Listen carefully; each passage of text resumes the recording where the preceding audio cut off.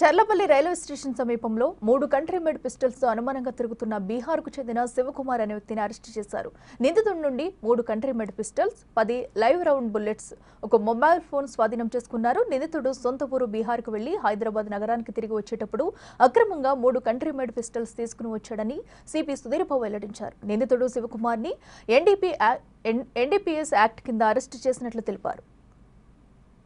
ఎవరైతే వెపన్ తీసుకొచ్చిన శివకుమార్ అనే వ్యక్తిని మనం ఇప్పుడు మన అదుపులో తీసుకున్నాం.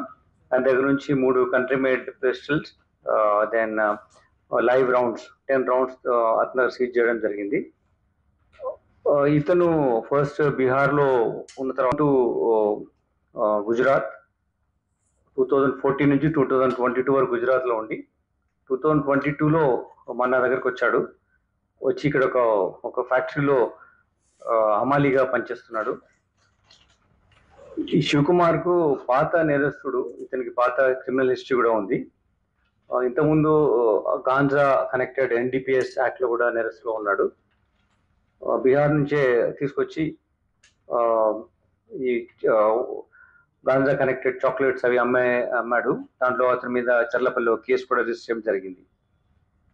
ముఖ్యంగా ఈ కేసులో ఏంటంటే అతను వీళ్ళ బ్రదర్ ఇలా అక్కడ ఇంకొక ఇద్దరు నేరస్తులు ఉన్నారు. అతను అక్కడ మ్యానుఫ్యాక్చర్ కూడా చేస్తున్నాడు. వాళ్ళకు యాక్సెస్ ఉంది, మ్యానుఫ్యాక్చరింగ్ ఎబిలిటీస్ అవన్నీ ఉన్నాయి.